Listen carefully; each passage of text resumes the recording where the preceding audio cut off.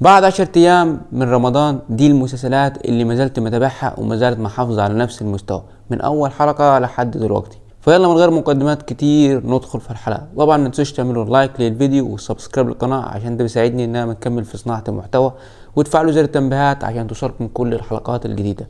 ويلا بينا.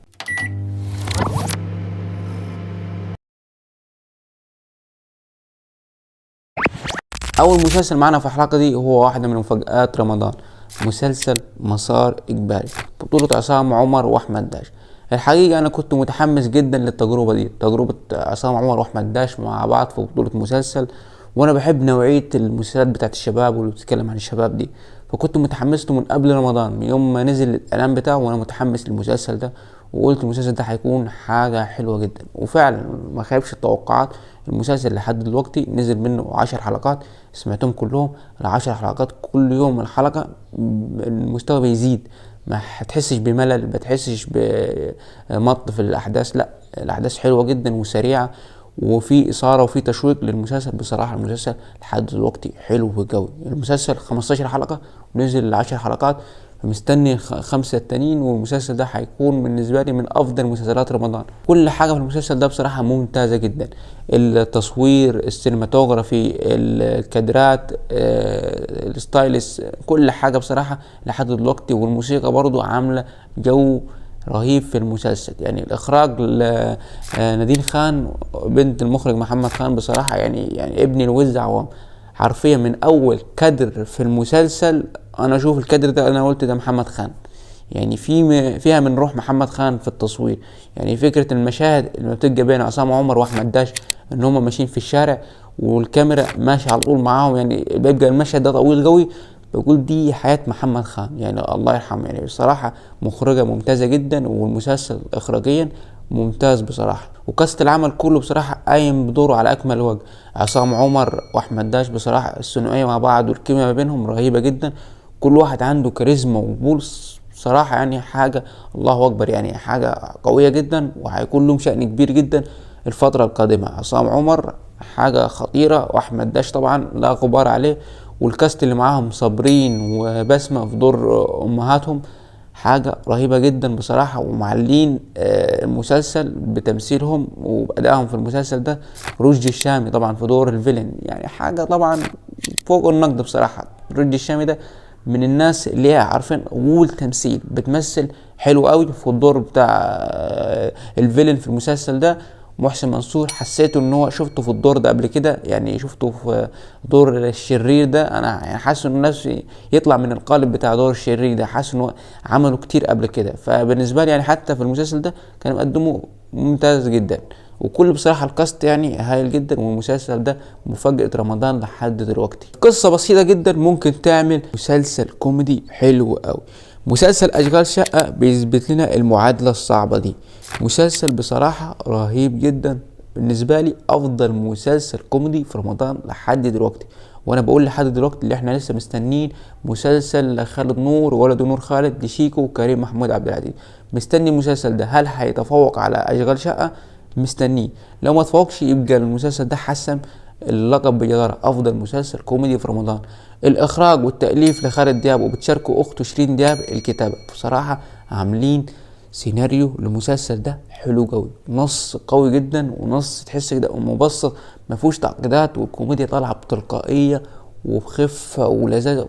يعني كوميديا بيمثلوا في المسلسل ده وهم سايبين ايدهم، بيتكلموا جد، بس المواقف المكتوبة بذكاء جدا بتطلع ضحك رهيب. اقوى حلقات المسلسل لحد دلوقتي هي حلقة انتصار وحلقة ايمان السيد، اقوى حلقتين بالنسبة لي في المسلسل ده. صريخ ضحك، الكوميديا اللي طالعة من الحلقتين دول رهيبة. المسلسل ده حسسني ان احنا لسه بنعرف نكتب كوميدي، يعني ما بنعرف نكتب كوميدي يا جدعان. الحاجات طالعة بدون حزق وبدون ابتذال ولا بدون اي حاجة، يعني الكوميديا طالعة لوحدها من المواقف المكتوبة بحلو قوي ومتعوب عليها. في اجتهاد في الكتابة صراحة السنة دي من خالد دياب وشيرين دياب، اللي عملوا لنا السنة اللي فاتت تحت الوصاية منى زكي، واللي كان بالنسبة لي افضل مسلسل في رمضان. والسنه دي بيقدموا لنا اشغال شقه، بيثبتوا للناس ان لسه في كوميديا، وان احنا لسه بنعرف نكتب مسلسلات كوميدي او افلام كوميدي. حسين دياب وخالد دياب بيكتبوا نص حلو جدا، والقصه بسيطه جدا. القصه بتحكي عن حمدي اللي بيشتغل دكتور في الطب الشرعي، واللي مراته بتولد توأم، فبيحتاج حد يساعدهم في البيت، فبيدوروا على شغاله تساعدهم في البيت. فكل يوم بنشوف شغاله شكل، والكوميديا بتطلع من هنا. بصراحه المسلسل لحد دلوقتي مسلسل رهيب جدا. ومصطفى غريب بالنسبه لي دي افضل شخصيه كوميديه في رمضان. يعني المسلسل حرفيا شال 50% من المسلسل، من كوميديا المسلسل. كل مشاهد اللي بتجمع بين هشام ماجد ومصطفى غريب هي حرفيا صريخ ضحك. كل المشاهد تحس هتطلع تضحك من قلبك. مصطفى غريب بصراحة شابوه، الدور حلو جدا. وهشام ماجد بيثبت ان هو بيعرف يختار مسلسلاته ويختار المواضيع اللي بيتكلم فيها. برافو هشام ماجد بصراحة. يعني الكوميديا السنة دي طالعة حلو قوي في المسلسل ده. وشيرين بصراحة لذيذة جدا وحلوة. وسلوى محمد علي حلوة بصراحة ومديه للمسلسل اضافة.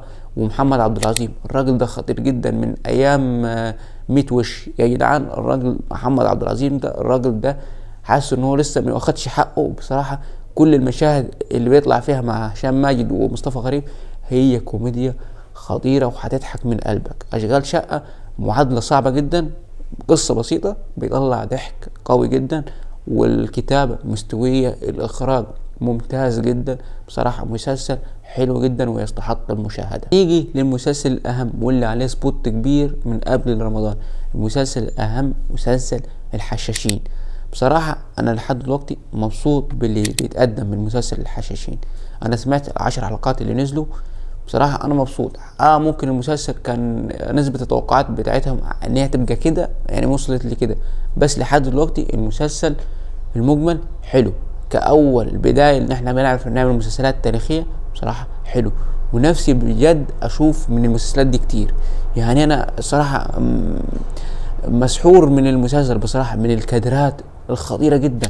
الديكور اجمد حاجة في المسلسل، الديكور اجمد حاجة في المسلسل، الفريمات، كل حاجة في المسلسل. اللبس خطير جدا، وحسيت ان هو ماشي قوي مع الاحداث اللي بيتكلم فيها المسلسل. كل حاجة في المسلسل ده كاخراجيا بيتر ميمي عامل اللي عليه وزيادة.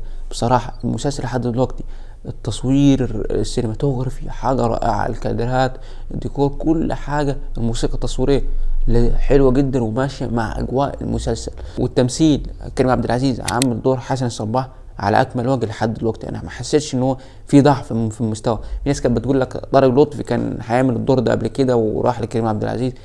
كريم عبد العزيز يا جماعة راجل تقيل جدا وهيخليك تتفرج غصب عنك. يعني بصراحة من تلقائيته وبساطته. الناس بتقول لك إن هو كريم عبد العزيز دوره مش لايق على دور الشر.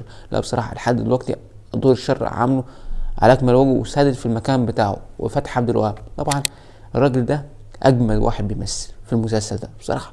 فتحي عبد الوهاب حاجة خطيرة جدا في دور نظام الملك، راجل مغطي على اي حد في المسلسل ده بصراحة. هو وكريم عبد العزيز حاجة جامدة جدا، واحمد عيد معاهم ثلاثي مرعب.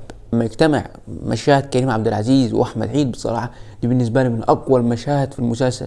وهو وفتحي عبد الوهاب برضه في المشاهد بتاعته حاجه قويه جدا. الثلاثي ده بصراحه هم اللي خالين المسلسل عالي جدا. ونفسي كده احمد عيد يبتدي يظهر شويه، لان حاسه يعني مشاهده قليله جدا في المسلسل ده. انا بحب احمد عيد وبصراحه نفسي ياخد حقه كده شويه، وفرحان جدا للدور بتاعه ان هو ابتدى يظهر. السنه اللي فاتت عمل مسلسل عمله نادره، السنه دي الحشاشين. فرحان جدا لاحمد عيد، حسيته ان هو ده اللي يستحق وياخد اكتر من كده بالنسبه لي. والمسلسل لحد دلوقتي حلو جدا بصراحه. الحلقه ال10 حلقه قويه جدا ورهيبه. التفاصيل اللي في المسلسل لحد دلوقتي انا عجباني جدا. في نوعيه ناس بتتكلم ان المسلسل اصلا تاريخيا او في حاجات مغلوطه في التاريخ. انا بالنسبه لي المسلسل مش لازم يوثق حياه تاريخيه حصلت. يعني قصه الحشاشين او طائفه الحشاشين المؤرخين مختلفين عليها. يعني ما فيش مؤرخ بيكتب عن حاجه مظبوطه. يعني ما فيش حد اتفق عن قصه حسن الصباح. انا بالنسبه لي المسلسل مش هيوثق حاجه. المسلسل ده مسلسل درامي وليه حريه الدراما ان هو يتكلم في حاجه دي، مش لازم يوثق حاجه. كده كده احنا مش هنرجع وناخد مصادرنا من المسلسل، احنا هنرجع للتاريخ ونرجع للكتب والحاجات دي هي هتخلينا نعرف عن التاريخ، مش هناخدها من المسلسل.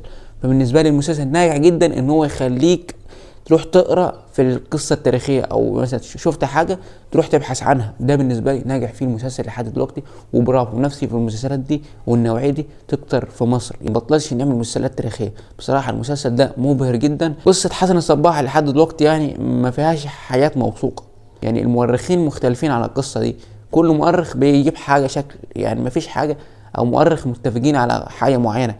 يعني القصه الحقيقيه والمصادر التاريخيه لضيفة حسن الصباح اتحرقت في قلعة ألموت، واللي حرقوها المغول. يعني مفيش أي حاجة لحد دلوقتي رسمية وحاجة موثوقة 100%. كل حاجة دي اجتهادات من مؤرخين. واللي عايز يعرف أكتر عن ضيفة الحشاشين يرجع لحلقة الدحيح، بيحكي فيها كل حاجة باختصار. فالمسلسل لحد دلوقتي بصراحة حلو جدا، ولسه قدامنا 20 حلقة. ما نحكمش دلوقتي لو في ناس مش عاجبها المسلسل، لسه فيه 20 حلقة. فالمسلسل لحد دلوقتي بصراحة حلو جدا. وكل الكاست ونضال الشافعي بصراحة في دور الإمام الغزالي عامل دور حلو جدا. أنا مش عارف ليه ما حدش بيتكلم عن الدور ده. لا، نضال الشافعي عاجبني جدا في دور الإمام الغزالي، بيمثل حلو جدا، وبصراحة لايق عليه الشخصية دي. فبرافو جدا بصراحة نضال الشافعي. فأنا حسيت إن مفيش حد بيتكلم عن الدور بتاعه ده. فبصراحة حلو جدا. ومسلسل حشاشين لحد دلوقتي حلو جدا، وانا عاجبني. بتعجبني قوي المسلسلات اللي بيقدمها اكرم حسني، والنوعيه بتاعت مسلسلات اكرم حسني تحس كده دي هي نوعيه اكرم حسني اللي لايق عليه. مسلسل بابا جه كوميديا حلوه، وكوميديا ما فيهاش افتعالات، لا كوميديا لذيذه خفيفه. مسلسل خفيف لحد دلوقتي، مش نفس مستوى اشغال شقه على مستوى الكوميديا، بس لحد دلوقتي المسلسل حلو جدا. في حلقات ممكن ما تبقاش كوميديه بتضحك، لكن مسلسل في رسالة تربوية بصراحة حلوة جدا، ومسلسل لذيذ. دي هي نوعية مسلسلات أكرم حسني. ومسلسل لحد دلوقتي أنا سامع كل الحلقات بتاعته وعاجبني بصراحة. المسلسل لذيذ، والتمثيل أكرم حسني، نسرين أمين، كل واحد عامل دوره حلو. وتاكا في المسلسل بصراحة لذيذ جدا. فبابا جه من المسلسلات اللي لحد دلوقتي بتابعها ومبسوط بيها بصراحة. والمسلسل الأخير طبعا هو مسلسل كنا حاطين عليه امال كبير قوي ان هو يصلح اللي حصل في السيزون بتاع رمضان اللي فات. مسلسل كبير قوي الجزء الثامن. انا الحقيقه عشان ما اكدبش عليكم انا ما اتفرجتش غير على حلقه واحده، فانا محتاج منكم حاجه يعني تكتبوها لي تحت في الكومنتات ان انا اتفرج على باقي الحلقات ولا لا، لاني بعد ما شفت الحلقه الاولى انا مش متفائل بصراحه. في الحلقه الاولى بصراحه انا بشغل الحلقه كان نفسي الحلقه تجري بسرعه وتخلص، لان بصراحه حاجه صعبه جدا اللي بيحصل لحد دلوقتي. ممكن لسه الحلقات التانية انا سمعتش غير حلقه اولى، فاكتبوا لي تحت اكمل باقي المسلسل ولا افكس بصراحه، لان بصراحه انا مش متفائل. بس قولوا لي هل اكمل مسلسل كبير قوي ولا لا. طبعا هنعمل حلقه تانية للمسلسلات هتنتهي في النص التاني من رمضان ونتكلم عنها، وهنعمل برضو حلقة للمسلسلات الجديدة اللي هتنزل في النصف التاني من رمضان. بس كده دي المسلسلات اللي لحد دلوقتي اتفرجت عليها في رمضان. فطبعا لو عجبتكم الحلقة طبعا ما تنسوش تعملوا لايك للفيديو وسبسكرايب للقناة. يلا سلام.